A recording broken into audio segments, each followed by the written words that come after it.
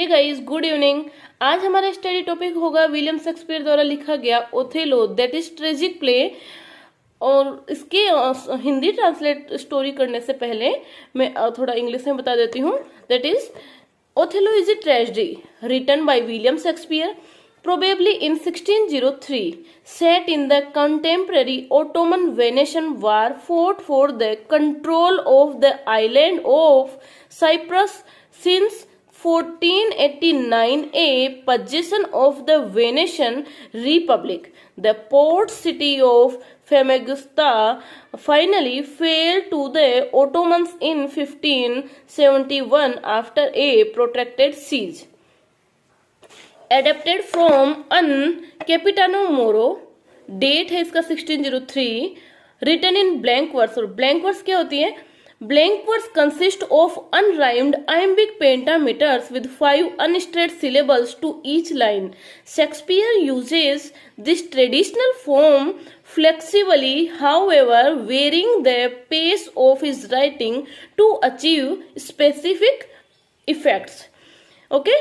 तो अभी इसका स्टोरी हिंदी में ट्रांसलेट करने से पहले थोड़ा अभी कैरेक्टर्स भी देख लेते हैं ताकि स्टोरी समझ में आ जाए। मैं थोड़ा ओवरव्यू दे देती हूँ इस स्टोरी का कि ये जो स्टोरी है ये मिलिट्री का आदमी रहता है एक ओथेलो, उसके ऊपर बेस्ड है, उसकी लाइफ के ऊपर बेस्ड है कि उसकी लाइफ में क्या ट्रेजेडी होती है। और इसके साथ में एक इयागो नाम का आदमी धोखा करता है और उस धोखे के कारण ये उस धोखे के बहकाव में आके और ये खुद ही अपने लाइफ में ट्रेजेडी कर लेता है। चलो स्टोरी बता देती हूँ। ओथेलो मिलिट्री में रहता है और इसका फ्रेंड रहता है एक इयागो और एक रहता है केसियो। तो ये क्या करता है, इयागो को लेफ्टिनेंट नहीं बना के केसियो को लेफ्टिनेंट बना देता है। और इयागो को ये बात बिल्कुल पसंद नहीं आती है कि मुझे छोड़ के केसियो को बनाया है, जबकि एलिजिबल ज्यादा मैं हूं, फिर भी ओथेलो ने ऐसा किया है, इसका एक ना एक दिन मैं बदला जरूर लूंगा। तो ये जो प्ले स्टार्ट होता है ये इसी बात से होता है जो रोड्रिक नाम के आदमी से वो बातचीत करता रहता है कि वो ओथेलो से मैं एक दिन ऐसा बदला लूंगा, वो मतलब इसका भुगतान करेगा कि मुझे लेफ्टिनेंट नहीं बना के केसियो को बनाया है। तो रोड्रिक बोलता है कि तू कुछ नहीं कर सकता है, तू पहले तो मतलब डेस्डिमोना को मतलब भगा दिया उसका साथ लेके, ओथेलो को साथ लेके, और अभी तू मतलब उसी के उसमें रह रहा है, टुकड़े में रह रहा है। तो वो बोलता है कि ये तो मेरा काम है, मिलिट्री में तो मुझे रहना पड़ेगा, लेकिन डेस्डिमोना को मैंने नहीं भगाया है, वो डेस्डिमोना खुद गई है उसके साथ में। तो रोड्रिक क्या करता है, उसके डेस्डिमोना के पिता को बोल देता है कि तुम्हारी बेटी ओथेलो के साथ में भाग गई है। वो इस चीज पे विश्वास नहीं करता है, फिर जाके देखता है अपने घर में कि सच में डेस्डिमोना नहीं है। तो इयागो क्या करता है, ओथेलो का शुभचिंतक बनने के लिए, क्योंकि उसको सपोर्ट चाहिए, उसको मतलब सिंपैथी तो उससे चाहिए ना, क्योंकि उस बदला लेना है। अगर वो उसके सपोर्ट में नहीं रहेगा तो उससे बदला कैसे लेगा। तो वो उसको शुभचिंतक बनने के लिए जाके बोलता है कि वो क्या ब्रेवेंचियो आ रहा है, जो डेस्डिमोना का पिता है ब्रेवेंचियो, वो आके तुम्हारी मतलब तुम्हें सजा देगा शायद, क्योंकि उसको ऐसे लग रहा है कि तू डेस्डिमोना को कैप्चर करके लाया है। तो वो बोलता है आने दो, इसमें मुझे कोई प्रॉब्लम नहीं है, क्योंकि मैंने कोई कैप्चर वगैरह नहीं किया है, डेस्डिमोना खुद अपनी इच्छा से आई है।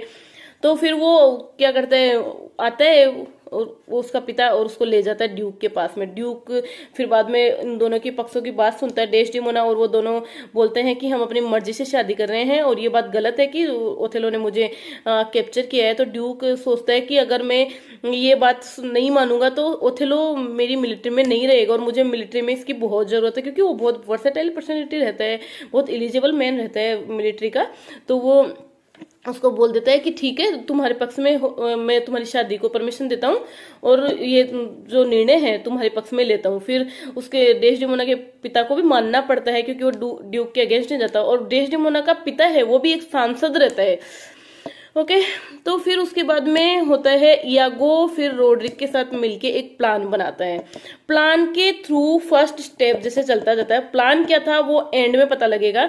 फर्स्ट वो जाके केसियो जो कि लेफ्टिनेंट बना दिया गया था उसको जाके शराब पिला देता है। वो शराब के नशे में मोन्टेनो नाम के गवर्नर से झगड़ा कर लेता है और एकदम उथल पुथल मचा देता है। तो ओथेलो सोचता है कि मैंने क्या सोच के इसको लेफ्टिनेंट बनाया था और ये मतलब क्या कर रहा है। तो वो क्या करता है, उसको उस पद से हटाने के लिए सोचता है।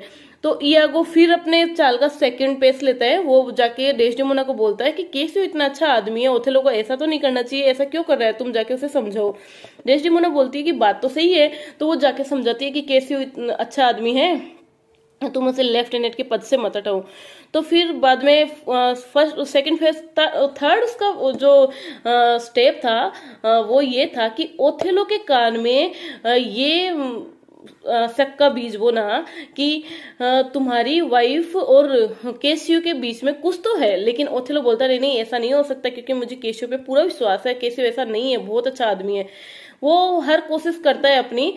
फिर बाद में बोलता है अगर कि उसके कान में शक का बीज डालने के लिए, लेकिन ओथेलो नहीं मानता है। फिर ओथेलो लास्ट में यही कहता है कि अगर तेरी बात सच है ना तो मुझे प्रूफ दे इस चीज का।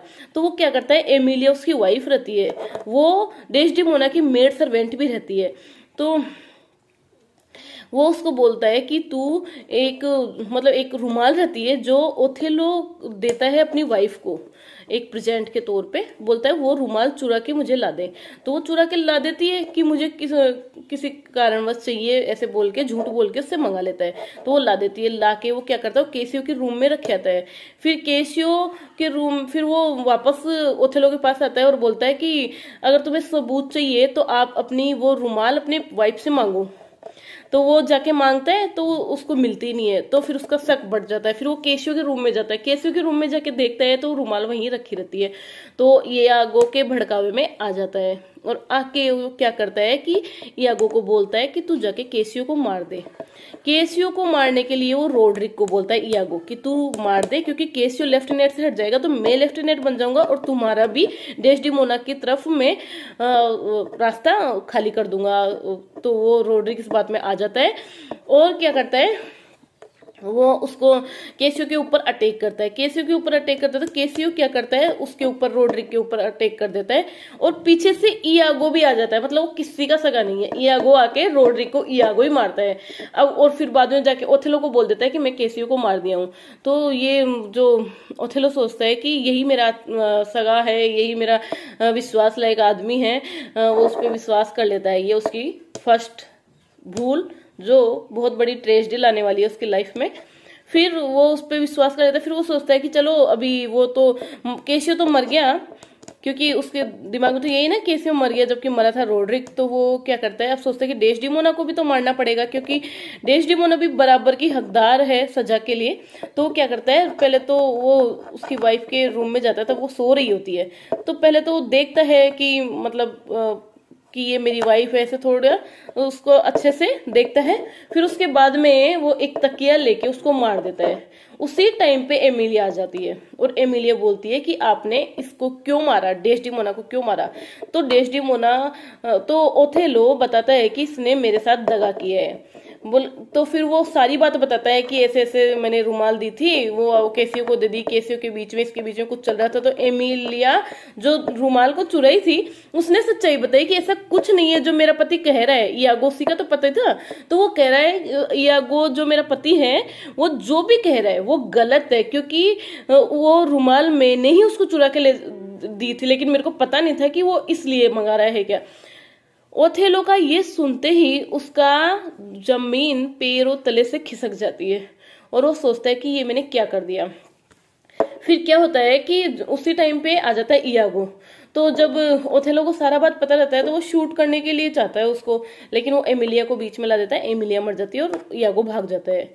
फिर ओथेलो सोचता है कि मैंने ये एक भूल करके विश्वासघात मेरे साथ हो रहा था, मैं उसी भड़काऊ में आके मेरे दोस्त को, मेरी बीवी को, दोनों को मार दिया, एक को मरवा दिया। इसी गम में वो खुद को भी शूट कर लेता है और मर जाता है। इसका एंड है जो ट्रेजिक एंड होता है। और फिर बचा इयागो, तो इयागो को भी पकड़ लिया जाता है और उसको भी मार दिया जाता है। ऐसे करके सभी मर जाते हैं। उसका एंड भी ट्रेजिक होता है, इसीलिए ये ट्रेजिडी कहलाती है। ओके, ये इसकी स्टोरी थी ओथेलो प्ले की, जो मैंने बहुत अच्छे समझाने की कोशिश की है। ये ब्लैंक वर्ड्स में लिखी गई है। आपको मेरा वीडियो कैसा लगा आप मुझे कमेंट बॉक्स में बताइए। Okay, thank you.